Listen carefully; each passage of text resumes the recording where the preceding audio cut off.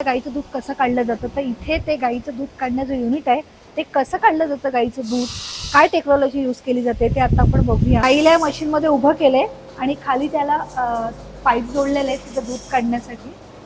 तर अशा लाईनमध्ये गाई उभ्या केल्यात, एक लाईन पुढे जाईल मग दुसरी गाय येईल. प्रॉपर तिच्या साईडचा गेट बनवलेला आहे आणि ती पण शांतपणे उभी आहे तिथं दूध काढण्यासाठी. हे बघा 1 लिटर फ्रेश मिल्क मिळालेलं आहे मला. ही माझ्याकडे दुधाचीच बॉटल होती, त्याच्यात मी तो फ्रेश दूध घेतलेलं आहे. तुम्ही कधी फार्ममधून गाईचं जे ताजं दूध मिळतं ते कधी मशीनमधून घेतलं आहे का? आज आम्ही इथे बेल्जियमच्या एका छोट्याशा गावात आलेलो आहोत. इथे गाईचं म्हणजे काऊ मिल्कचं फार्म आहे. इथे गाईचं पालन पोषण कसं केलं जातं, त्या गाईपासून दूध कसं काढलं जातं, ते स्टोअर कसं केलं जातं, त्यापासून चीज कसं बनवलं जातं, त्याच्यापासून आईस्क्रीम कसं बनवलं जातं आणि ह्या सगळ्या गोष्टी कशा प्रकारे इथे विकल्या जातात हे सारं काही पाहणार आहोत. तर चला आपण जाऊया गाईच्या फार्ममध्ये. बोरेन सॉफ्टीज ऑटोमेट इथे आईस्क्रीम मिळते, फ्रेश आईस्क्रीम मिळत आहे आणि आम्ही आत्ता जस्ट आलो आहे. बघा गाडी पार्किंगला आम्हाला जागा मिळालेली आहे.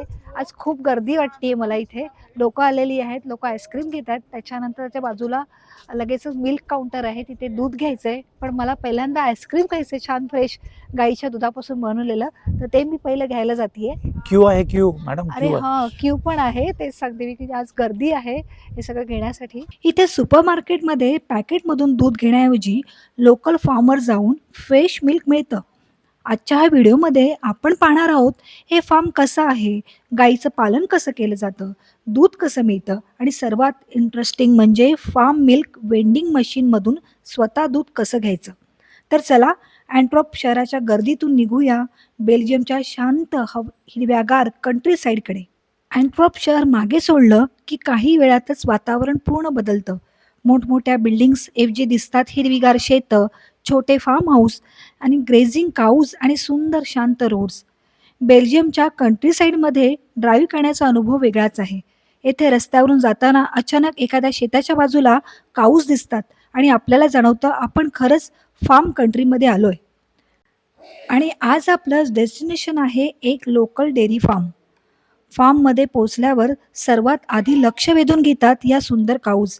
शहरात आपण दूध फक्त सुपरमार्केटमध्ये बॉटल किंवा कार्टनमध्ये पाहतो, पण इथे दूध कुठून येतं त्यामागची पूर्ण प्रोसेस जवळून पाहता येते. गाईची काळजी, त्यांचं फिडिंग, फार्मची स्वच्छता आणि रोजचं डेअरी रुटीन हे सगळं पाहताना एकच गोष्ट जाणवते, आपल्या रोजच्या एका ग्लास ऑफ मिल्क मागे किती मेहनत असते.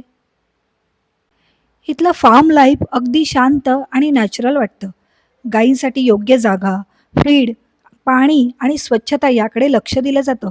शेती आणि डेअरी फार्मिंग एकमेकांशी जोडलेले आहेत. फार्मवर फिरताना तुम्हाला हिरवीगार फील्ड्स, काऊज आणि ट्रॅडिशनल बेल्जियम फार्म हाऊसेस दिसतात. आणि कॅमेरासाठी तर हा परफेक्ट लोकेशन आहे. जर तुम्हाला युरोपमधला वेगळा कंट्रीसाईड एक्सपिरियन्स घ्यायचा असेल तर अशा लोकल फार्म्सला भेट देणं नक्कीच मेमोरेबल ठरतं. आता आली आहे सगळ्यात एक्सायटिंग वेळ. समोर आहे पार्क मिल्क मशीन. सुपर मार्केटमध्ये शेल्फवरून मिल्क बॉटल उचलायची सवय आहे, पण इथे प्रोसेस थोडी वेगळी. सगळ्यात आधी मशीनवर दिलेले इन्स्ट्रक्शन पाहायच्या.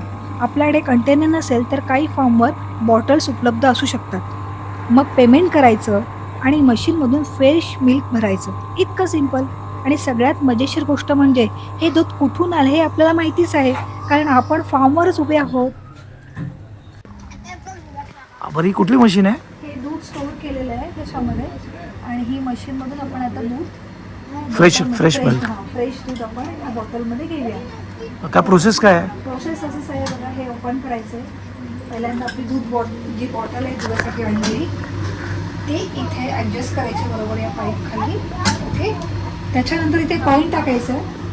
1 युरोला 1 लिटर दूध. अरे वा, स्वस्त आहे. हो, हे बघा इथे दिलं आहे. पीक कोसते बनवली. ओके. तर ते आता मी कॉईन टाकते याच्यात. दूध छान भरलं जात आहे. एका युरोमध्ये 1 लिटर आहे. मी मध्ये थांबवलं नाही मुलांनी. नाही मम्मा, झालं मम्मा, झालं. हे बघा 1 लिटर फ्रेश मिल्क मिळालेलं आहे मला. ही माझ्याकडे दुधाचीच बॉटल होती, त्याच्यात मी फ्रेश दूध घेतलेलं आहे. किती लिटर दूध घेतलं टोटल आपण? 3 लिटर दूध घेतलेलं आहे आपण छान. मग मी सांगते तुला स्टॉप करायला. नाही मी सांगते. हा कशाला करू दे सॉरी सॉरी इथे आलं की स्टॉप करू. ओके ठीक आहे. कुठे इथे ना? थोडस खाली. आपण स्टॉप करावं मला लागतं. Stop stop stop stop stop. Stop केलं. अजून थोडस. हे दूध पाश्चराईज केलेलं आहे, जाऊन उकळायचे घरी. पण असं थोडं कच्चं दूध पिलं तरी चालेल, कारण की त्या प्रकारे त्यांनी स्टोअर केलंय दूध, मेंटेन केलेलं आहे. तर तुम्ही हे कच्चं दूध पण पिऊ शकता. इथे फ्रेश आईस्क्रीम मिळत आहे. जर तुमच्याकडे इथे कॉईन टाकावं लागतं मशीनमध्ये, तर तुमच्याकडे कॉईन नसतील तर कॉईन चेंज करण्याची ही मशीन आहे. इथे आपण पैसे टाकू शकतो, नोट टाकू शकतो आणि मग खाली कॉईन्स येतात. मग कॉईन टाकल्यानंतर इथे त्यांनी बघा कोन ठेवलेले आहेत. हा कोन उचलायचा, या मशीनवर ठेवायचा आणि छान सॉफ्टी आईस्क्रीम येतं. तर आईस्क्रीमची पार्टी आज करणार आहोत. फ्रेश आईस्क्रीम खाणार आहोत, जे इथे गाईच्या दुधापासून बनवलं जातं. त्यांनी सांगितले त्यात ते लोक शुगर वापरत नाहीत, गाईचं फ्रेश मिल्क वापरत आहेत. काहीही काय म्हणतात ते कृत्रिम इन्ग्रेडियंट्स त्याच्यामध्ये नाही आहेत. नैसर्गिकरित्या इथे आईस्क्रीम बनवलेलं आहे, त्याची मशीन आहे. आणि या थ्रू आम्ही एक छान फ्रेश आईस्क्रीम आज खाणार आहोत, गाईच्या दुधापासून बनलेलं. कॉईन टाकते.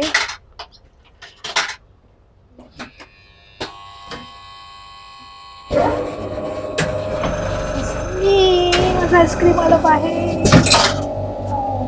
किती छान. हे बघा, तुम्हाला प्रश्न पडला असेल, आपल्याला प्रश्न पडतो की आता गाईचं दूध कसं काढलं जातं. तर इथे ते गाईचं दूध काढण्याचं युनिट आहे. ते कसं काढलं जातं गाईचं दूध, काय टेक्नॉलॉजी यूज केली जाते ते आता आपण बघूया.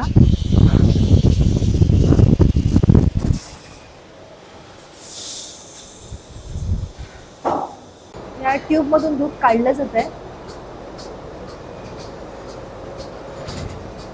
आणि टाइम सेट केलेला आहे. त्याप्रमाणे टाइम सेट केलं त्याप्रमाणे त्या ट्यूब हलत आहेत. कळलं का? आता बघ, एक ट्यूब निघाली, धुतलं जातं पाण्याने आणि मग ती मशीन तिला ट्यूब लावते आणि मग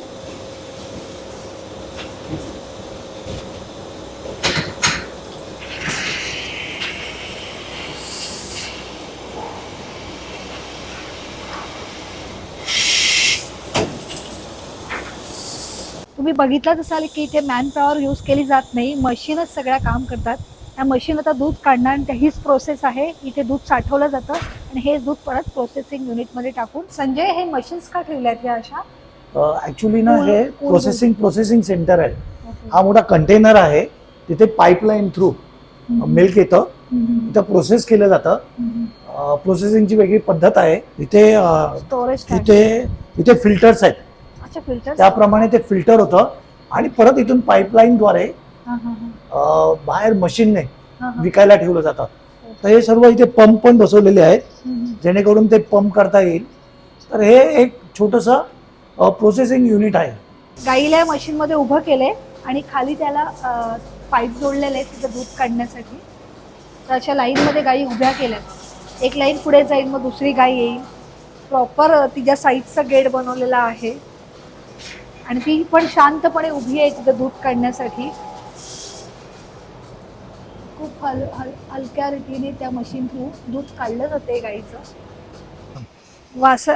गाईचं जे वासरू आहे, नवजात वासरू आहे, त्यांना ठेवण्यासाठी अशा वेगळ्या जागा, विशिष्ट जागा बनवलेल्या आहेत की त्यांना सुरक्षित ठेवता येईल, त्यांचं पालन पोषण करता येईल. कारण त्यांना गाईचं दूध कमी मिळतंय, त्यांना वेगळा पौष्टिक चारा देऊन त्यांची वाढ करण्यासाठी मदत केली जाते. तर त्यांचे असे वेगवेगळे त्यांनी विशिष्ट ठिकाणं बनवलेली आहेत. अरे योगिता, मी इथे बघितलंय की वासरांना असं वेगळं का ठेवलंय? अरे, वासरांनी ते दूध पिऊ नये, ते ऍक्च्युली आपल्याला चुकीचं वाटतंय, पण आपल्याला गाईचं दूध आवडतं. त्याच्यामुळे आपण हा एक प्रकारे गुन्हाही करतो की आईला मुलांपासून दूर ठेवतो. तर वासरांना वेगळं पौष्टिक अन्न दिलं जातं त्यांची जोपासना होण्यासाठी, पण त्यांना स्वतःच्या आईचं म्हणजे गाईचं दूध आहे ते कमी दिलं जातं, जेणेकरून ते गाईचं दूध विकता येईल. अशी कॉन्सेप्ट आहे का? हा, अशी कॉन्सेप्ट आहे, बरोबर ना? कारण की वासरू एकदा जर गाईजवळ ठेवलं तर ते खूप दूध पिळेल. आणि मिल्क बॉटल भरणं हा अनुभव खरंच वेगळा आहे. एका बाजूला शांत फार्म, आजूबाजूला काऊज, समोर फ्रेश मिल्क आणि आपण स्वतः बॉटल भरतोय.